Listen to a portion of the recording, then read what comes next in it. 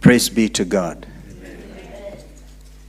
Well, my sister Charity Ngilu called me and told me that John had rested. I think, Charity, if you remember, my exclamation was that of disbelief, because I feel cheated.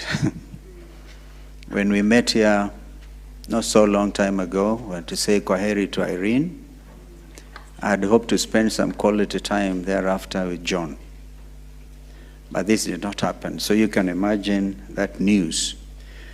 So on behalf of myself, the family, I want to say poleni sana to Ken, to Betty, Paula, Marshall, and David. I've been trying to catch up with David. I don't know where David is. Try to catch up with him. And I so sort of celebrating and mourning our brother John. We stopped in Masi. Those of you who will be going to Shagu will probably go through Masi before you get to Chawango, through Makutano, Chawango. And we had a huge crowd in Masi.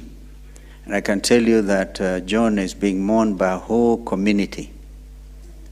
Men and women in Masi town observed a moment's silence in honor of our brother David. I thought I should bring that to the attention of the family.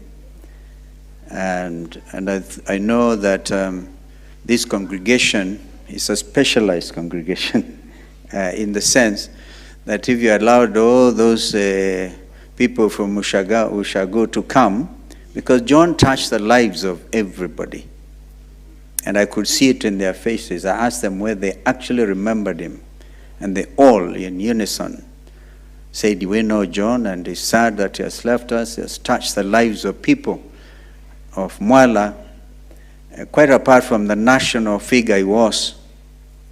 I knew John soon after law school, when I went as a pupil to work at Kaplan and Stratton Advocates. And there I met John's wife, Irene, and we became very close as a family. And I can tell you, if there's one person who touched my life in terms of excellence or performance of public duty, it was the late John Lusa.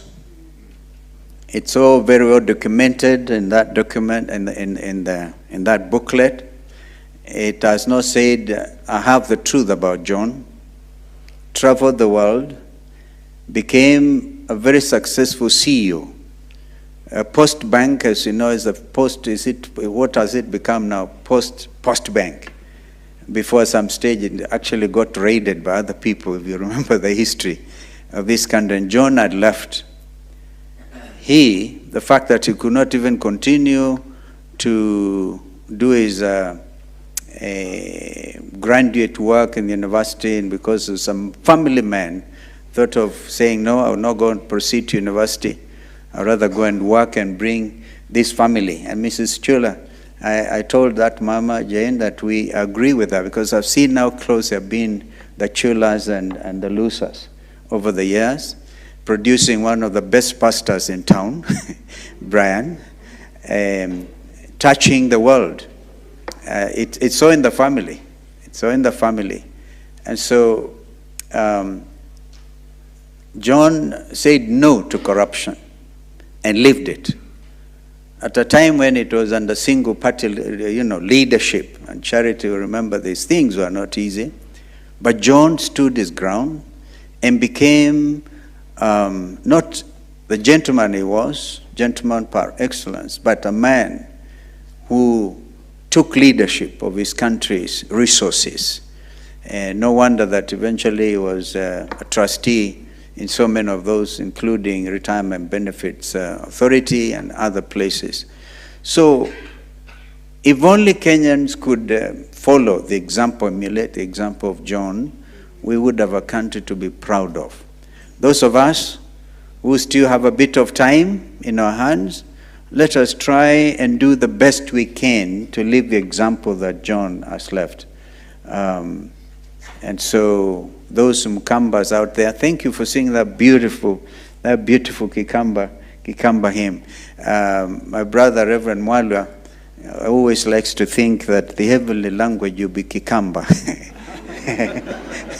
And so, and I see he's also here very close to the family. So I just wanted to pay tribute, and I hope to catch up with you, Ken, and all of you, family, even those who are out there in the world. If time could permit, David, let's get together, because some of you have become excellent in performance of the respective duties that have come your way, and thanks to your mom and dad. I mean, people talk of lovebirds. I can tell you John and Irene were absolute lovebirds, and living the example of what a family should be and can be. So may the good Lord rest the soul of our brother, John Lusa, in everlasting peace. Amen. Even as he goes to join his wonderful bride, Irene. Asanteni.